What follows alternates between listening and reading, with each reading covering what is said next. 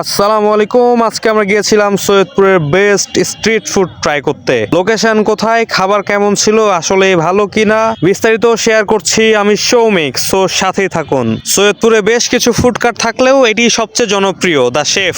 এর লোকেশন হচ্ছে সৈয়দপুর ক্যান্ট বাজার যে বটতলা আছে সেই বটতলার সামনেই। এইখানে গেলেই দেখতে পাবেন যা বিকাল থেকে শুরু হয়ে রাত পর্যন্ত থাকে, যদিও বা খাবার আগেই শেষ হয়ে যায়। আপনাদের সুবিধার জন্য মেনু কার্ডটি আগেই শেয়ার করে দিলাম, যেহেতু আমরা বেশ কয়েকবার গিয়েছি। সো বেশ কিছু ফুড ট্রাই করেছি, যেগুলো ট্রাই করেছি সবগুলো রিভিউ দেওয়ার ট্রাই করব। আমার হাতে যে চিকেন চাউমিন দেখতে পাচ্ছেন এর দাম 69 টাকা। এই যে বার্গার হচ্ছে ক্রিসপি চিকেন বার্গার, এর দাম হচ্ছে 89 টাকা।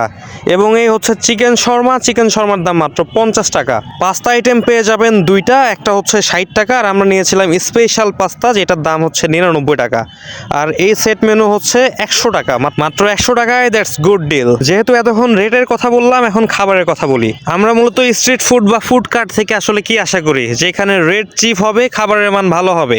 তো সেই তুলনায় এই জায়গার খাবার আমার কাছে যথেষ্ট ভালো লাগছে। সৈয়দপুরে বেশ অনেকগুলো ফুড কার্ট আছে, বাট সেগুলোর খাবার আসলে এইরকম মজা বা এইরকম পরিচ্ছন্নভাবে পরিবেশন করা হয় না। এখানে কিছুটা ইউনিক ছিল। আমি যতটুকু পেরেছি মেকিং প্রসেস দেখানোর ট্রাই করেছি।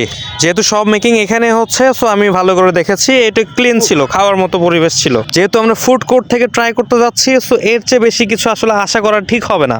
আর একটা ইন্টারেস্টিং বিষয় হচ্ছে এখানকার যে শেফ বা অনার, উনি নিজেই আসলে অনার। উনি আগে বড় একটা রেস্টুরেন্টে কাজ করতো, সেখান থেকে জব ছেড়ে দিয়ে এসে নিজে বিজনেস শুরু করেছে। এই জন্য খাবারের মান আসলে অনেক ভালো।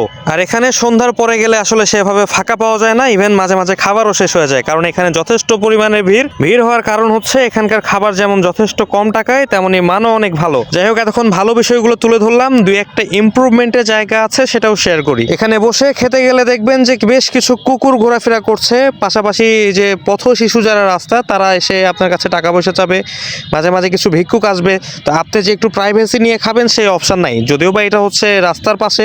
সো আমি জানি যে আসলে এখানে ইমপ্রুভমেন্টের জায়গা নাই। এরপরেও যদি দা শেফের অনার আমার ভিডিও দেখে থাকেন, তাহলে এই বিষয়গুলো ইমপ্রুভ করার ট্রাই করবেন। ইনশাল্লাহ আপনার কাস্টমার আরও বেড়ে যাবে।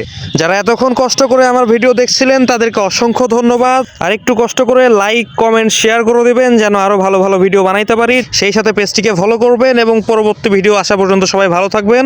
সালামু আলাইকুম।